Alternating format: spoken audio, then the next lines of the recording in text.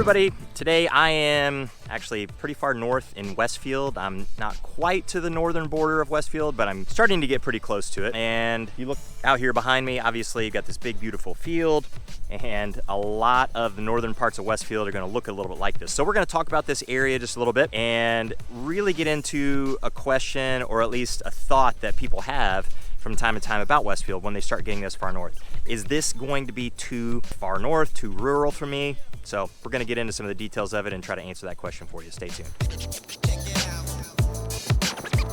Hey everybody, I'm Jason Compton with the Compton Home Group. Welcome back to the channel.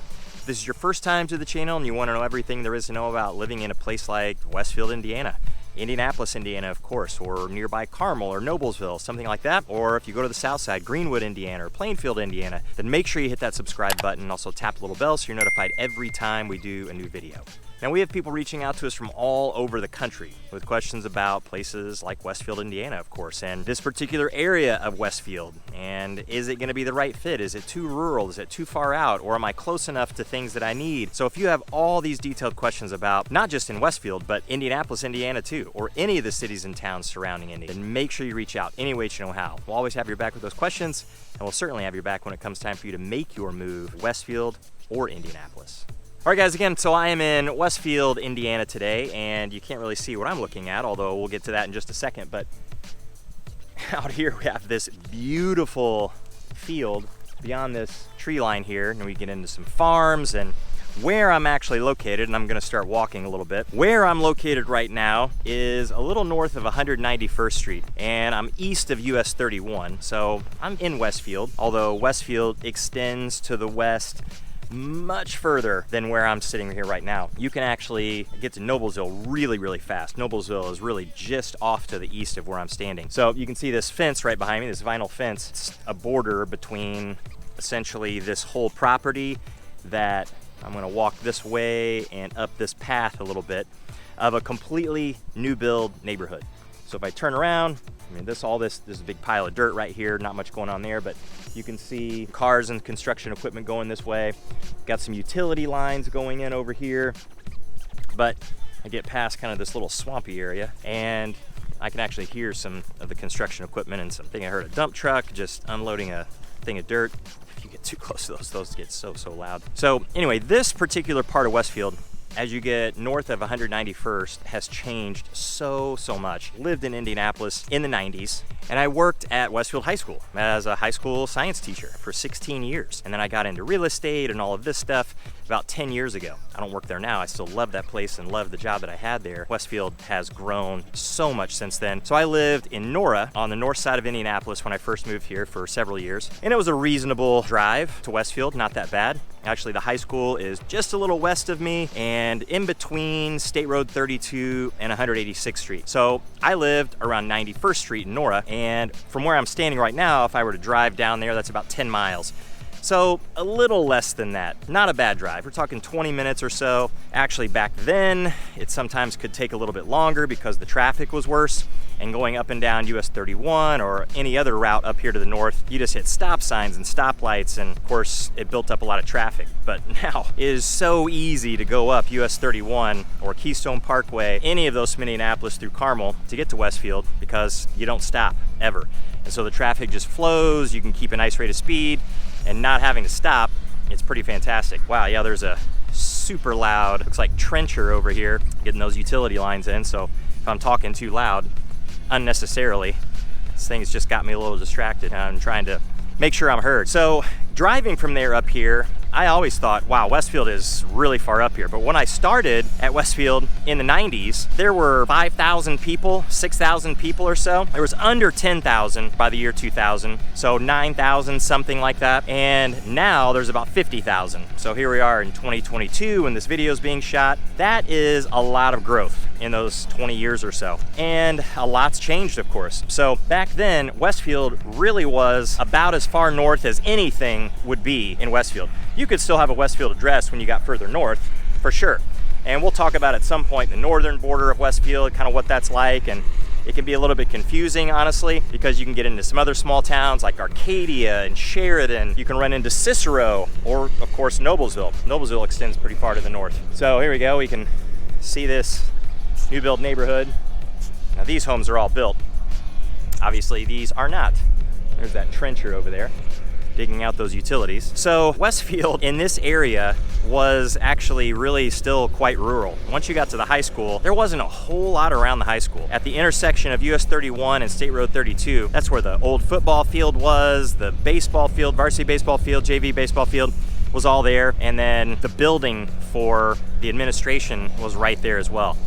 But now it's so different. There's a hospital there. It's completely changed along the corridor of State Road 32 with how much commercial has gone in. Now, there's a lot of stuff that has driven that. Grand Park, the biggest youth sports complex in the entire country, it's gone in over to the west, and that attracts so many visitors every single year. A couple million visitors a year. So of course they need hotels, they need restaurants, and they need some things to do. So Westfield has blown up a little bit because of that, but also the expansion just northward of people from Indianapolis. So there are plenty of areas around Westfield where you can still feel very rural. And if you get into a newer build neighborhood like this one, of course your neighborhood is gonna feel very new construction, very new, not mature, and your home is going to be beautiful and brand new, but it'll have that particular feel. But then around you, like if we go back over this way, now of course you have huge piles of dirt, which definitely would have houses there eventually, but you get out this direction and up to the north, it still looks very rural and kind of country, a lot of farms, and it's beautiful. But it won't be that way forever, because the expansion to fill this particular area, that happened, and it's going to continue to happen and expand, because Westfield is still going to be a very desirable place. But back again to when I was at the high school, and there were only 600 something students at the high school at that point. Now there's close to 2,500 or so. So it was still kind of a rural high school in the late 90s whenever I started there. And that drive from where I lived in Nora up here to the north felt like, of course, I went through Carmel, I went through up US 31, which has a lot of businesses, a lot of medical actually up through that direction, all the way to State Road 32, actually past, before that, 146th Street in US 31, which is a very big commercial center or hub for a lot of people that live in this area. So just about anything that you want on a daily basis, you can find there. So you can get your groceries there. There's a Whole Foods there. There's a Walmart there. Clay Terrace is there. So things like Dick's Sporting Goods, or just about any store that you're going to find in any common mall across the entire country, you're probably going to find there. Best Buy, there's Michael's. I mean, you can find it all right there at that interchange. Now, when I started in the 90s, there were still fields of corn in that area. It's so hilarious to think that I'm now old enough to say that. I remember when this was a cornfield, or I remember when this was something else. And I guess if you're around long enough in a place that's changing, you will get to say that. And so I am now, this year, last few years, at my age, getting to say that, which is actually kind of fun. I kind of like it. It's all right, because I do remember how it was and how it's changed dramatically. And I really liked it then, but I also really like it now. It's just different. And of course, more crowded. It's busier. There are more people, but it's still a phenomenal place to be. And of course, it's not for everybody. You get out into a new construction neighborhood like this, still feels like it's on the edge of rural, even though it's not, because like I said, you go to 146th Street, US 31, just absolutely everything you could possibly imagine. Come up here to State Road 32, where there was not much there back in the late 90s. There was a Taco Bell, there was a Hardee's, and a gas station. And there were a few other things too, but I don't really remember what they were. They're very small, but nothing else.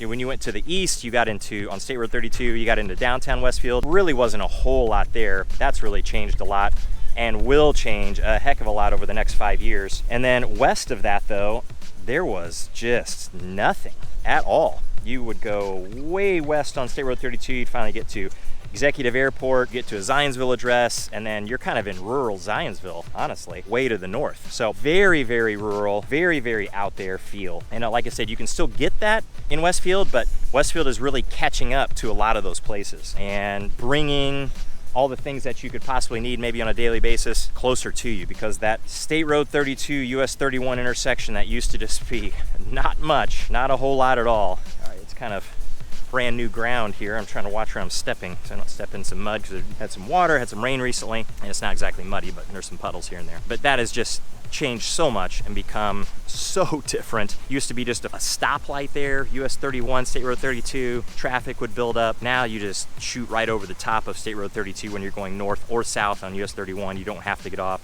You whiz right by the high school, which again used to be on that northern border, almost really rural, almost, not quite, but almost, especially when you look out to the north of it and really around it. It was just so very, very different.